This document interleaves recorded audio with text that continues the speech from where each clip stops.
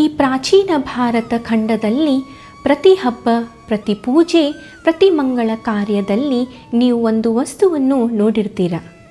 ಅದುವೇ ಕಳಶ. ಇದು ಒಂದು ಪವಿತ್ರ ಪಾತ್ರೆಯಾಗಿದೆ.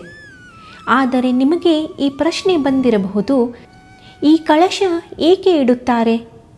ಇದರ ಹಿಂದಿರುವ ಅರ್ಥವೇನು? ಪೌರಾಣಿಕತೆಗೂ ವೈಜ್ಞಾನಿಕತೆಗೂ ಇದರ ಜೊತೆ ಹೇಗೆ ಜೋಡಿಸಿಕೊಂಡಿದೆ? ಇವತ್ತಿನ ನಮ್ಮ ಈ ವಿಡಿಯೋದಲ್ಲಿ ಈ ಕಳಶದ ಮಹತ್ವವನ್ನು ಆಳವಾಗಿ ಅರಿಯೋಣ. ಕಳಶ ಎಂದರೇನು? ನಮ್ಮ ಹಿಂದೂ ಧರ್ಮದಲ್ಲಿ ಆಚರಣೆಗಳು ಮತ್ತು ಸಮಾರಂಭಗಳು ಸಾಂಕೇತಿಕತೆ ಮತ್ತು ಸಂಪ್ರದಾಯದೊಂದಿಗೆ ಆಳವಾಗಿ ಹಣಿದುಕೊಂಡಿದೆ. ಆ ಆಚರಣೆಗಳಲ್ಲಿ ಮಹತ್ವವನ್ನು ಹೊಂದಿರುವ ಅನೇಕ ಪವಿತ್ರ ವಸ್ತುಗಳಲ್ಲಿ ಕಳಶವೂ ಒಂದು. ಈ ಕಳಶವು ದೈವತ್ವ, ಸಮೃದ್ಧಿ ಮತ್ತು ಪರಿಶುದ್ಧತೆಯ ಪ್ರಬಲ ಲಾಂಛನವಾಗಿದೆ. ಸಾಮಾನ್ಯವಾಗಿ ಸಮಾರಂಭಗಳ ಹೃದಯ ಭಾಗದಲ್ಲಿ ಕಂಡುಬರುವ ಈ ಕಳಶ ನೀರಿನಿಂದ ತುಂಬಿದ ಮತ್ತು ಮಾವಿನ ಎಲೆಗಳು ಮತ್ತು ತೆಂಗಿನಕಾಯಿಯಿಂದ ಅಲಂಕರಿಸಲ್ಪಟ್ಟ ಒಂದು ಮಡಿಕೆ. ಈ ಕಳಶವನ್ನು ಸಾಮಾನ್ಯವಾಗಿ ಪೂರ್ಣ ಕಳಶ ಅಥವಾ ಪೂರ್ಣ ಕುಂಭ ಎಂದು ಕರೆಯಲಾಗುತ್ತದೆ. ಈ ಪೂರ್ಣ ಕಳಶವು ಸಮೃದ್ಧಿ ಮತ್ತು ಜೀವನದ ಮೂಲವನ್ನು ಪ್ರತಿನಿಧಿಸುತ್ತದೆ. ಕಳಶದ ಮೂಲಕ್ಕೆ ಸಂಬಂಧಿಸಿದ ಹಲವಾರು ಕಥೆಗಳಿವೆ. ಸಮುದ್ರ ಮಂಥನದ ಸಮಯದಲ್ಲಿ ಅಸುರರು ಮತ್ತು ದೇವತೆಗಳು ಅಮೃತವನ್ನು ಹುಡುಕಲು ಪ್ರಯತ್ನಿಸುತ್ತಿದ್ದರು. ಈ ಪ್ರಕ್ರಿಯೆ ಸಮಯದಲ್ಲಿ ಅವರು ಅಂತಿಮವಾಗಿ ಕಳಶದಲ್ಲಿ ಅಮೃತವನ್ನು ಪಡೆದರು.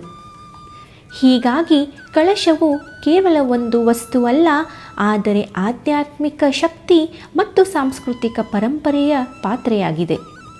ಲೋಹದ ಪಾತ್ರೆಯು ಫಲವತ್ತತೆಯ ಪಾತ್ರೆ ಎಂದು ಭಕ್ತರು ನಂಬುತ್ತಾರೆ.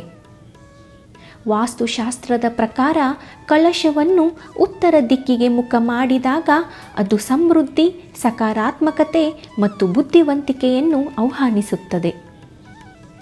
ಕಳಶದ ಮೇಲಿರುವ ಮಾವಿನ ಎಲೆಗಳು ಮತ್ತು ತೆಂಗಿನಕಾಯಿ ದೇವರುಗಳ ಉಪಸ್ಥಿತಿಯನ್ನು ಸೂಚಿಸುತ್ತವೆ. ಎಲೆಗಳು 5 ತತ್ವಗಳಾದ ಭೂಮಿ, ನೀರು, ಬೆಂಕಿ, ಗಾಳಿ ಮತ್ತು ಆಕಾಶವನ್ನು ಪ್ರತಿನಿಧಿಸುತ್ತವೆ. ಆದರೆ ತೆಂಗಿನಕಾಯಿ ನಿಸ್ವಾರ್ಥತೆ ಮತ್ತು ತ್ಯಾಗವನ್ನು ಸಾಕಾರಗೊಳಿಸುತ್ತದೆ. ಕಳಶವು ಅನೇಕ ಹಿಂದೂ ಆಚರಣೆಗಳ ಅವಿಭಾಜ್ಯ ಅಂಗವಾಗಿದೆ. ಪ್ರತಿಯೊಂದು ಅದರ ಆಧ್ಯಾತ್ಮಿಕ ಮಹತ್ವವನ್ನು ಒತ್ತಿ ಹೇಳುತ್ತದೆ. ಗೃಹ ಪ್ರವೇಶ ಸಮಾರಂಭಗಳಲ್ಲಿ ದೈವಿಕ ಆಶೀರ್ವಾದ ಮತ್ತು ಸಕಾರಾತ್ಮಕ ಶಕ್ತಿಯನ್ನು ಆಹ್ವಾನಿಸಲು ಕಳಶವನ್ನು ಪ್ರವೇಶ ದ್ವಾರ ಅಥವಾ ಮಧ್ಯಪ್ರದೇಶದಲ್ಲಿ ಇರಿಸಲಾಗುತ್ತದೆ. ಇನ್ನು ಮದುವೆ ಸಮಾರಂಭಗಳಲ್ಲಿ ಕಳಶವು 2 ಕುಟುಂಬಗಳ ಒಕ್ಕೂಟ ಮತ್ತು ದಂಪತಿಗಳಿಗೆ ಸಮೃದ್ಧಿ ಮತ್ತು ಫಲವತ್ತತೆಯ ಆಶೀರ್ವಾದವನ್ನು ಸಂಕೇತಿಸುತ್ತದೆ. ಪೂಜೆ ಮತ್ತು ಹಬ್ಬಗಳಲ್ಲಿ ಈ ಕಳಶವನ್ನು ಸ್ಥಾಪಿಸಲಾಗುತ್ತದೆ.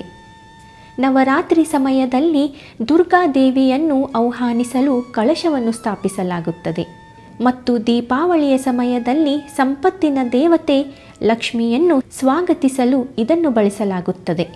ಇನ್ನು ವಾಸ್ತು ಶಾಂತಿಯಲ್ಲಿ ಜಾಗವನ್ನು ಶುದ್ಧೀಕರಿಸಲು ಈ ಕಳಶವನ್ನು ಪೂಜೆ ಮಾಡುತ್ತಾರೆ. ಹಾಗೂ ಯಜ್ಞಗಳ ಮತ್ತು ಹೋಮಗಳಲ್ಲಿ ಕಳಶವನ್ನು ಪವಿತ್ರ ಅಗ್ನಿಯ ಬಳಿ ಇರಿಸಲಾಗುತ್ತದೆ.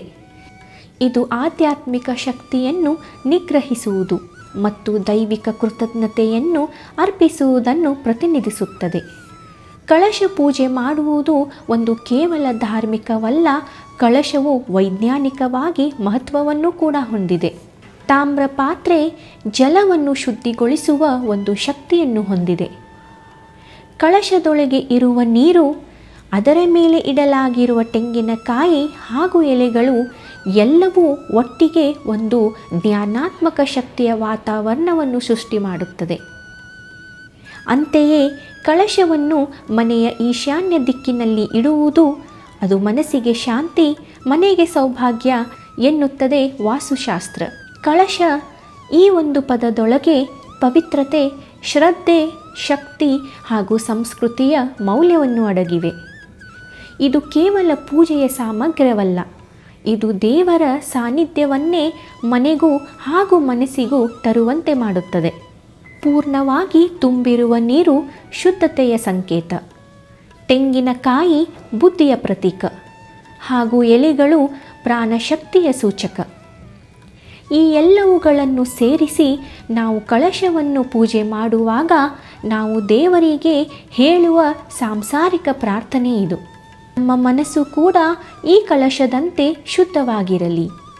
ದೇವರ ಕೃಪೆಯಿಂದ ನಮ್ಮ ಜೀವನವು ಸಂಪೂರ್ಣವಾಗಲಿ ಎಂದು ನಾವು ಈ ಕಳಶವನ್ನು ಸ್ಥಾಪಿಸುವಾಗ ಹೇಳುತ್ತೇವೆ. ಕಳಶ ಸ್ಥಾಪನೆ ಇದು ಕೇವಲ ಆಚರಣೆಯಲ್ಲ, ಇದು ದೇವರೊಂದಿಗೆ ನಮ್ಮ ಆತ್ಮದ ಸಂಪರ್ಕ. ಈ ಕಳಶದ ಪೌರಾಣಿಕತೆ ಮತ್ತು ವೈಜ್ಞಾನಿಕತೆಯ ಮಹತ್ವ ನಿಮಗೆ ಇಷ್ಟವಾದರೆ ಲೈಕ್ ಮಾಡಿ, ನಿಮ್ಮ ಅಭಿಪ್ರಾಯ ಕಾಮೆಂಟ್ನಲ್ಲಿ ತಿಳಿಸಿ ಮತ್ತು ಈ ರೀತಿಯ ದೇವತೆಯ ಪೌರಾಣಿಕ ವೈಜ್ಞಾನಿಕ ಮಹತ್ವ ತಿಳಿಯಲು ನಮ್ಮ ಚಾನಲ್ಗೆ ಸಬ್ಸ್ಕ್ರೈಬ್ ಮಾಡೋದನ್ನು ಮರೆಯಬೇಡಿ. ಧನ್ಯವಾದಗಳು. ಕಳಶದಂತೆ ನಿಮ್ಮ ಜೀವನವು ಸಂಪೂರ್ಣವಾಗಲಿ.